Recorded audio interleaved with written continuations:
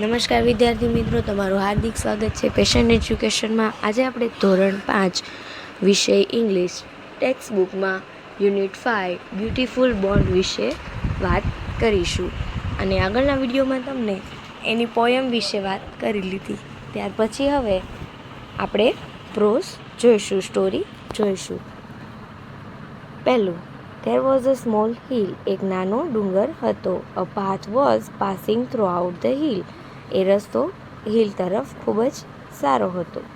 I went throughout trees of pay and fair. એટલે કે it went યાની કે જે રસ્તો હતો તે આખો ઝાડ હતા. શેના ઝાડ હતા? પાઈ એટલે દેવદારના વૃક્ષોનો આખો રસ્તો બનેલો હતો. Because of that it looking lovely. અને દેવદારના વૃક્ષોના કારણે એ રસ્તો ખૂબ જ સુંદર દેખાતો હતો.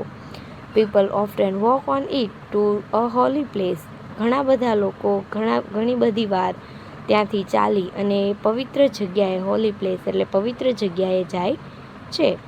One day the sun shone high in the sky.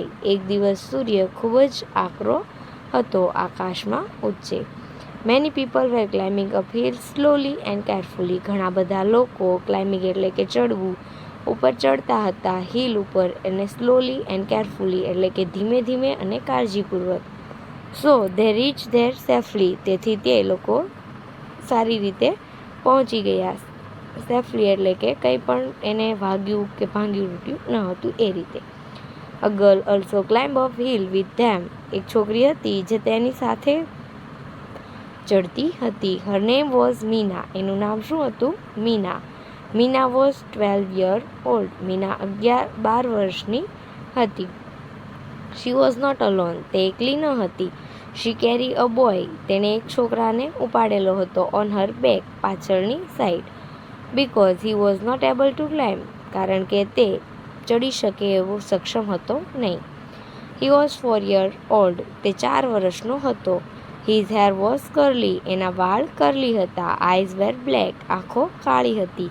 And his face was shining in the bright sun. અને એનું ફેસ એટલે કે એનું મોઢું સૂર્યના પ્રકાશમાં ચમકતું હતું. Meena climb up the hill slowly and steadily with her brother. એટલે કે મીના છે એ કાળજીપૂર્વક અને ધીમે ધીમે એના ભાઈને સાથે લઈ અને પર્વત ચડી રહી હતી. Both Meena and her brother were happy. Meena અને એનો ભાઈ બંને ખુશ હતા. A man in the group look at Meena. એક માણસ હતો ગ્રુપમાં, એ મીના સામે જુએ છે. He feels sorry for her. એના માટે સોરી અનુભવે છે. He said to her. એ કહે છે, માય ચાઇલ્ડ, માર બેટા, why are you carrying a boy on her back. તું શા માટે આ છોકરાને તારી પીઠ પર લઈ જાય છે? Don't you feel it load. તને એનો વજન નથી લાગતો? Meena look at him in wonder. Meena એની તરફ એક અદ્ભુત રીતે જુએ છે. She could not understand him. તેને નથી સમજી શકતી. He said. તે કહે છે, is not load, he is my brother. આ મારા માટે કોઈ ભાઈ નથી, આ મારા માટે કોઈ ભાર નથી, આ મારો ભાઈ છે. તો બહેનને ક્યારે પણ ભાઈનો વજન લાગતો નથી. Thank you for watching. જો તમને મારો વિડીયો પસંદ આવ્યો તો મારી ચેનલને જરૂરથી લાઈક, સબસ્ક્રાઈબ અને કોમેન્ટ કરી આપજો, જેથી આગળના વિડીયો સરળતાથી મળતા રહે.